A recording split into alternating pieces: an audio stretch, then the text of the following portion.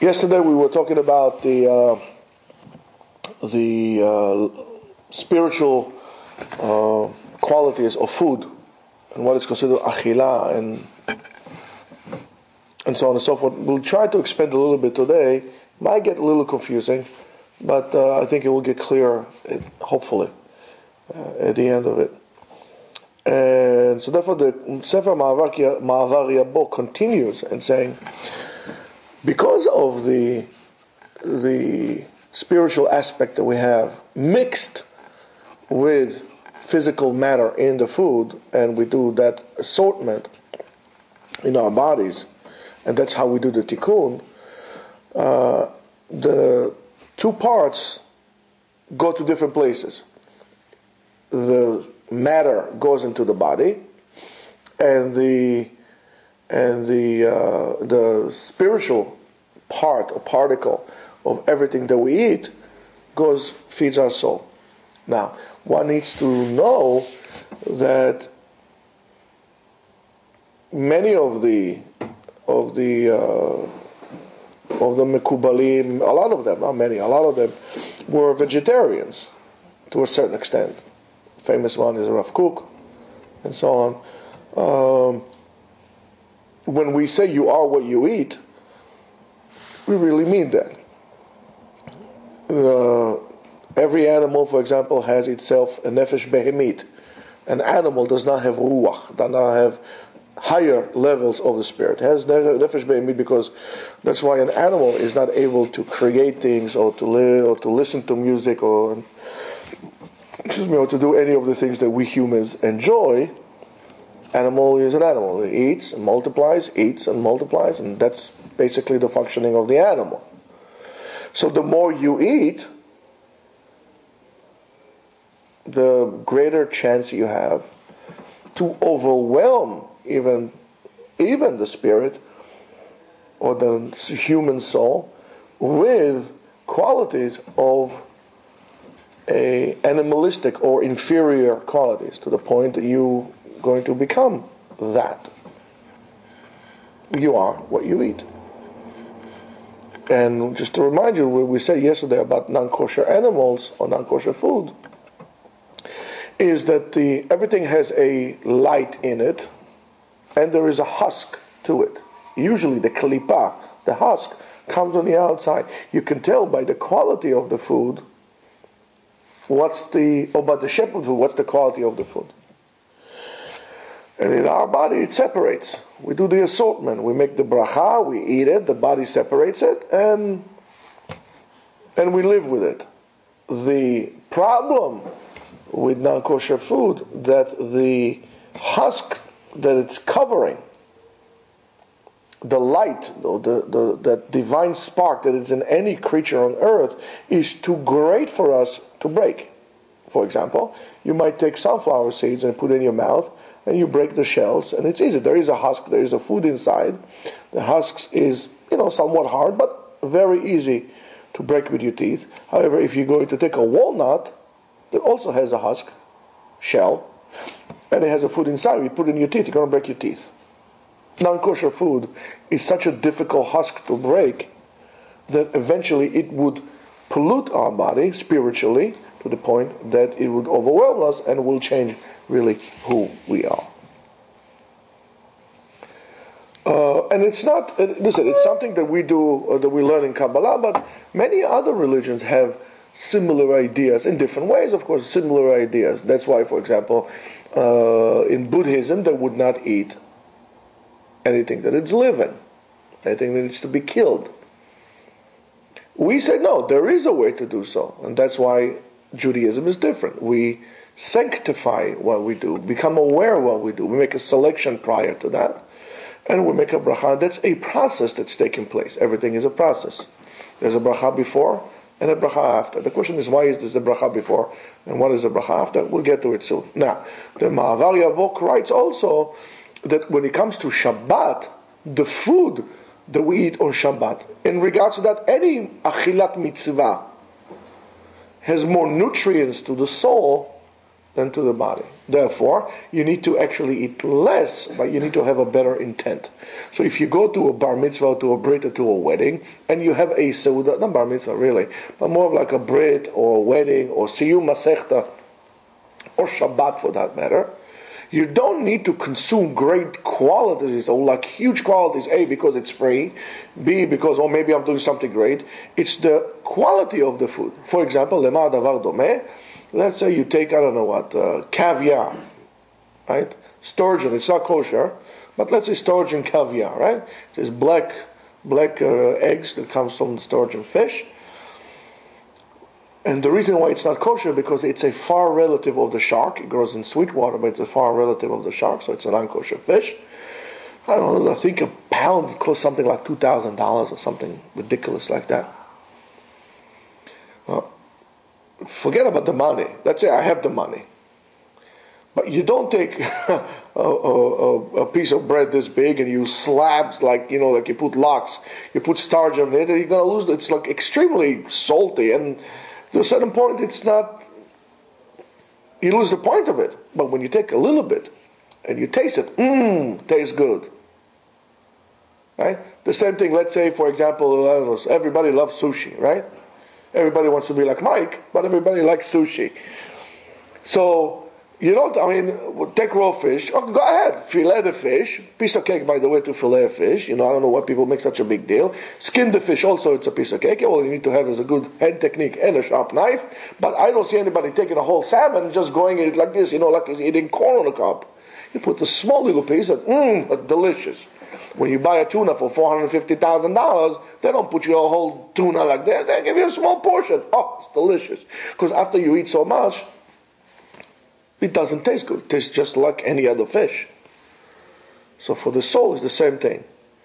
So that's Shabbat. Shabbat, the neshama, the spirit, the soul, enjoys the food.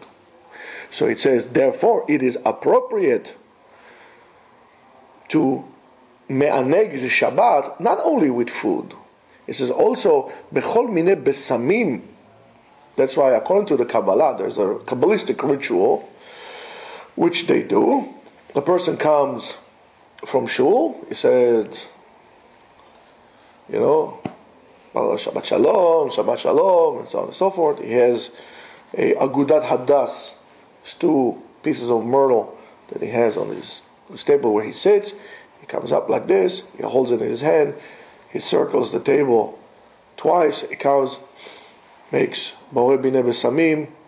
Why? Because smell is associated with the spirit. Remember, when the spirit comes out, when our soul, extra soul, the Shamayat Terah comes out, we smell, we make besamim. Why? To rejuvenate our spirit.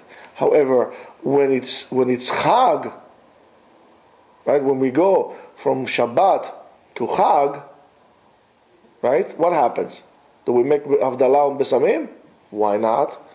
Because the soul enjoys the food, the extra food we make from Yom Tov, the enjoyment for the soul that stays with us, because the Neshama Yetera goes.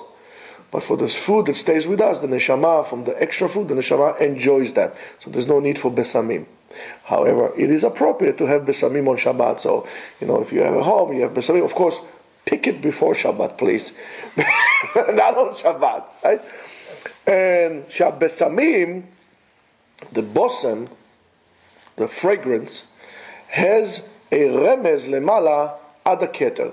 It hits to the sfeira, to the quality of keter, crown, which is on our head. Now it's very interesting. And that is ramuz bechol sferot, and that would apply to all the other sferot. And that is the remez, that is the hint of the ktoret. When it says ktoret, the bosem, ktoret hasamim, right? Samim, not because of drugs. People are ignorant. They think samim is drugs. Samim mishum samimanim. There's different ktoret of different ingredients. Because you could have one ingredient, ktoret hasamim, of different ingredients inside of it, right? And it says, ve'alechem, and the bread that we eat, hints for tiferet, for the middle part, for the stomach. And wine represents bina, intellect, understanding. And this is the remez of Sod Yain Meshumar. That at the time to come, right, when Mashiach comes, we're going to enjoy from this quote unquote preserved wine, because then we're going to have an understanding of anything that happened and why it happened the way it did. V'tafshil, and the food refers to malchut, kingship. That this is the secret of tafshil, of a pot with the reality of the lower reality that we have here, which are the pot that holds the food inside.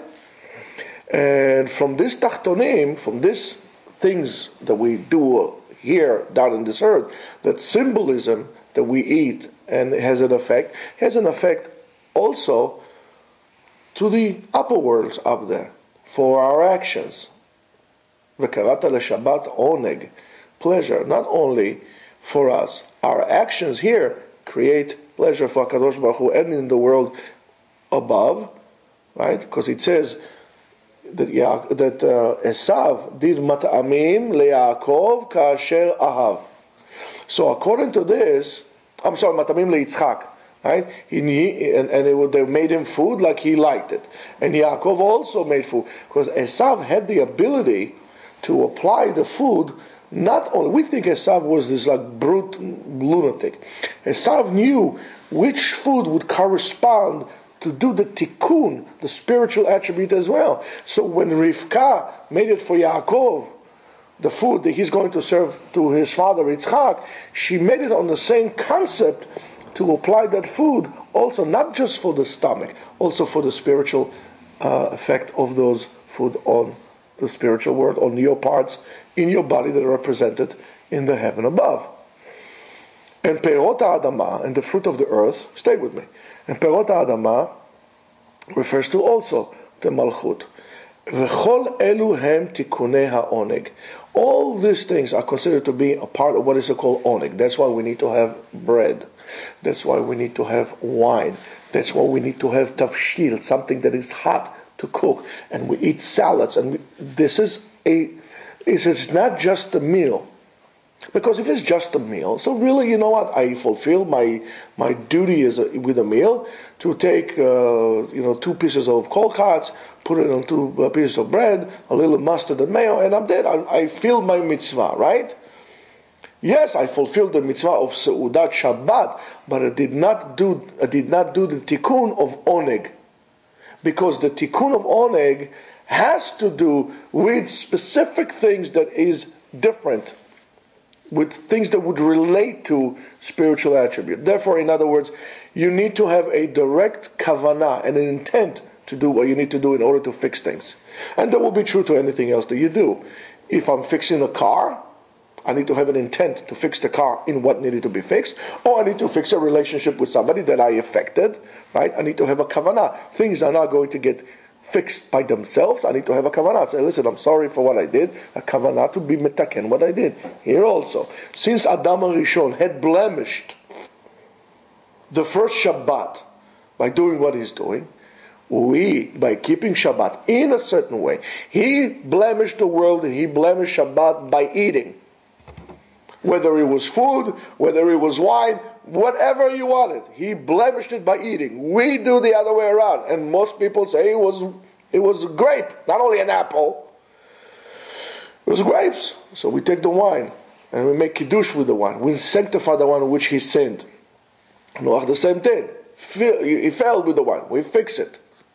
Or maybe it was something else. Maybe it was food. Good. So we're going to eat the food and we're going to fix it. According to the Gemara, maybe it was wheat that he made the avera with. Oh, good. So we're going to make the bread and we're going to sanctify what we do. So therefore, if you hurt someone, for example, in a relationship, in order to fix this, you need to have an intent that you did something wrong, and now you need to sanctify this relationship. Bring it to another level. So when we eat, we don't just eat. Because our animal eats too. We are different. So, and in intent, we're talking about intent here. We're not talking about quantities. We're talking about quality of the action. It's intent. And when I'm drinking the wine, right, it fixes all the pipes of abundance that come from above. The same thing as when I drink the wine. You drink the wine and it's good wine, you feel it's kind of spreading all over your limbs and you feel good, right? When was the last time you had wine?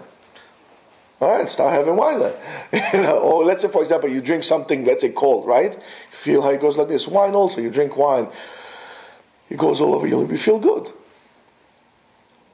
I'm not talking about being tipsy. I'm talking about the hashpa'ah, the influence that the wine has over your body. The same thing of wine in which we make kiddush on fixes all the channels of abundance that comes to this world that otherwise would have been clogged by the spiritual cholesterol in which we apply to our actions. They clogged the channels of abundance. And the brachot that we make before and after, we not only fix it, we add light to that matter. Mosifim or, and there's the tikkun of the or, because everything that we do, there is an or pnimi, internal light, and there is or chitzoni, external light. The actions that we do either add light to us or blemish that light. So here too, shekol bracha, any bracha that we make, is besod or mekif. It's the surrounding light that is inside of us. Around of us, I'm sorry. And the or chitzon, and the external life is associated with kedusha. And that's what we say, kedei sheyitbarech hamazon b'me'av, in order for the food to be blessed in your intestines, in your guts. Because you might eat food and it might be a curse for you. So the food that you eat would actually be a bless for you, will create light in your actions. And it says, the pasuk says, Eizui achila sheyeh basviut hanefesh. What kind of achila, what kind of food it would be that the soul would feel fulfilled? Shehi bevracha. That there's going to be a bracha in the food, or there's going to be a bracha with the food, right? But what does it mean, bracha with the food? If I'm eating, for example, that will be the difference between eating plain carbohydrates or simple carbohydrates with complex carbohydrates. Can you really get full and satisfied if you eat 3 rice cakes? It's empty. It's like eating air. You eat like this, it's nothing. But you take a bowl of brown rice and you eat it, it will last you longer. And you don't even need to eat so much because the body takes. So that's the difference. There is food that is bracha, good nutrients, good quality food. You need to eat less. But when the food is empty, almost like processed food, that it's not really food. When you look at something and you say, "Oh, that should be natural," and you look at all these ingredients, you can't even read what they are. That's food that does not have bracha. So that food becomes poison to you. And as you see, the food that we make today, the too processed food, is actually a curse to us. We eat and we get sick from our food. Become obese, we become diabetic, cholesterol. And what in the world do we need margarine for? Right? It makes cholesterol. Eating margarine, argument's sake, is food without a bracha. Closer to the source, it will be more bracha to you. It's very simple.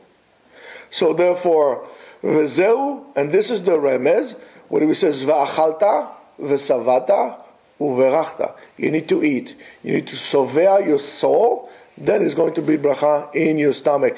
And v'Yisrael b'midbar, and when the Jews were in the desert, lo nitztarchu legidule karka. They didn't, when Jews were in the desert, they didn't need to eat grasses and parsley and lettuce and arugula and to have this and to have all the, all those things that we people eat, right? Sheyesh b'shefa'u ta'arovet ha'gashmiyut, and in that abundance that comes in those, for example, vegetables, there's also, it's not pure. There is a mixture of materialistic aspect to it, and there is some stuff that you don't need, that your body cannot process, and it goes out. So you see from here, by the way, that it's better to eat food that your body would consume more than food that your body would take a long time to digest, and it would stay in your body for a long time, aka meat. So yes, it's better to eat vegetables and legumes than to eat meat. However, el aman, the man that they get, haya kulo mazon nefesh, it was all for the soul. Ve'aguf lo haya ne'enem mizeh. The body did not enjoy it. The soul enjoyed it. That's why they didn't defecate when they went to they were in the desert. There was no need for that. Everything that they ate were completely absorbed in their body, so the body didn't need to discharge anything. The same thing as the Kohanim in Beit Rishon. They used to eat meat all day long. 1 second, Rabbi, wait. Before you told me don't eat meat. You're right, I told you not to eat meat. I told you don't eat meat of boeuf bourguignon, and to eat hamburgers, and to eat shashlik and kebab. And that's what I'm talking about. Or steak, 18 ounce on the bone. Well, 32, what you had? 32 ounce. My goodness, you're a dinosaur. More like a T-Rex. That's the kind of meat I'm talking about not to eat. But the Kohanim, when they ate, since it's a korban, it is a spiritual food. And since it was done with the right intent, it was completely absorbed in the body. And there was no problem. They were never sick. However, in the second temple, which was a little different in terms of their ability to do things, they ate and they get sick. Because the whole thing got absorbed in the body, so they were healthy. Something that the body does not, it discharges. But until it discharges what it has in it, you get sick. It rots in your stomach. The man didn't have it. The man was a complete spiritual food, for the soul only. And that's why, pechutei nefesh benehem, those who were with an inferior soul, the erev rav, those who their soul was not refined, Amru, we don't want this lechem klokal. We don't want this spoiled bread. We don't want a bread. We want a bread for our body. We want to feel full. We don't want to be spiritually full. Yeah, we want to feel something good. I want to burp. I want to feel the garlic after I eat that. You know, that kind of a thing. They wanted food for the body. They didn't want food for the soul. Therefore, it's beautiful. Therefore, in order for a person to be able to nourish also from a superior food, like a malach, HaKadosh Baruch Hu gave us menuchat hanefesh, rest for the soul, especially on Shabbat. And that's called shlufing, sleeping, adurmir. Shabbat, the Ari says, sheina b'Shabbat ta'anug. Sleeping on Shabbat is a part of ONEG Shabbat. A little bit. Not sleeping the whole Shabbat between Musaf and Mari, right? A little bit. Some people, they should stay watch. Somebody has to stay awake.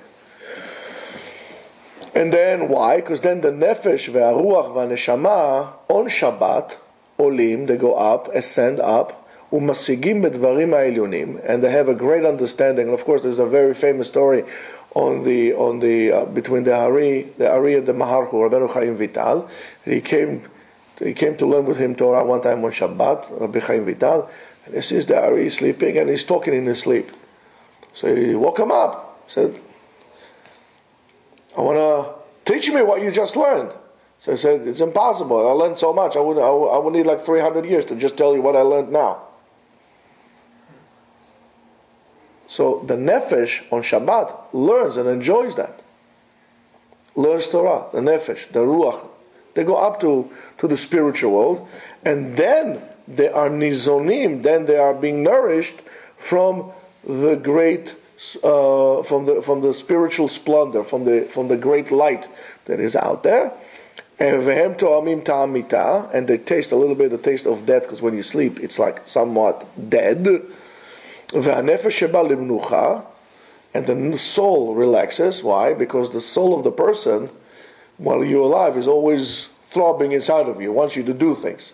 But when you're dead, menuchat nefesh, That's it, we're dead. Now the soul is resting. So Shabbat, in order to quiet down that nefesh behemit inside of you, you need to go a little bit sleep.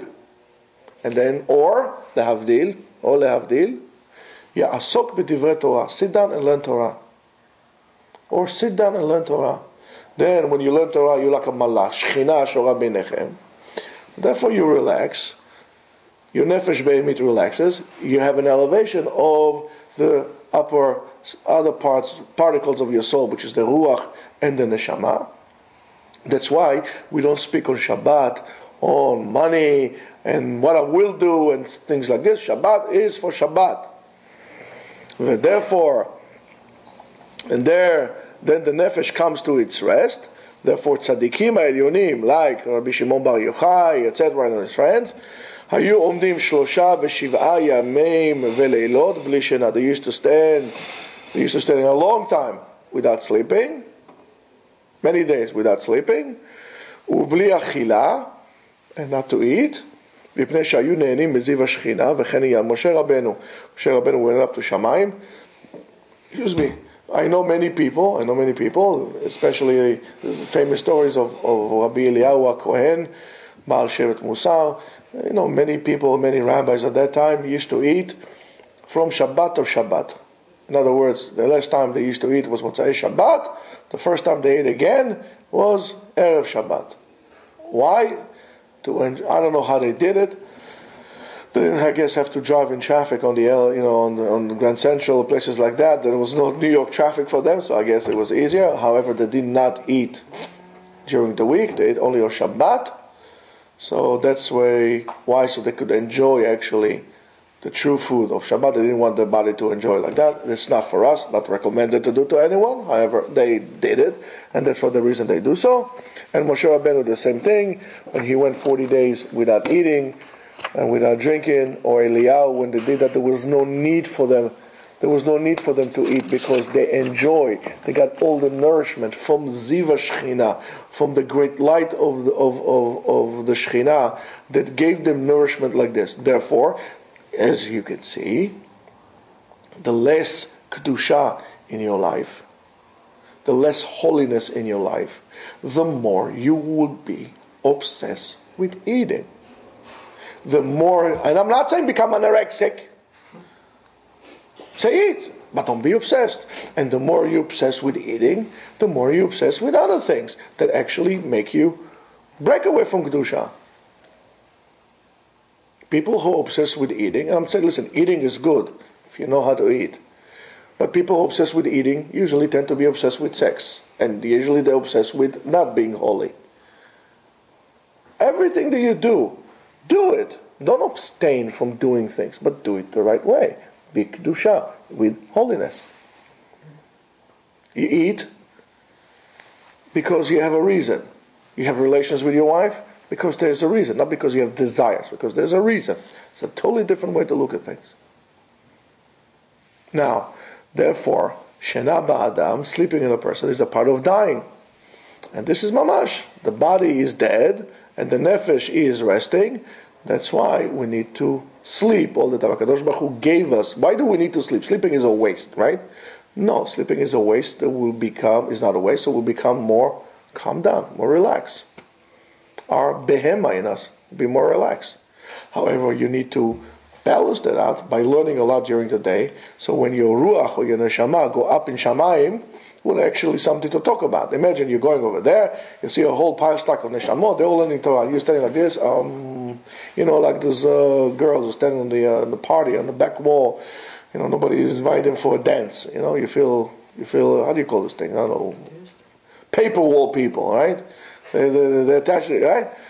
So you need to learn. So the neshama, the soul, the spirit, becomes engaged in learning Torah, receives it, understands, and when it comes down, that rejuvenates your nefesh behemit. It controls it. It doesn't. We need the nefesh behemit. We need the nefesh behemit for eat and so on and so forth to fulfill many of the tasks that we need to do with our body. However, we need to root it and connect it to a productive thing, which will be a spiritual avodah, and not to make the soul part, the spiritual part of us, a captive of our desires. Let our desires work for us, not us working for the desires. It's very simple. And this is a very, the Ma'avaria book writes, this is a very good instruction, is a very good advice to anybody who is seeking Hashem and will understand that in order to grow spiritually, to apply what we just discussed about to their daily practices. Shabbat Shalom.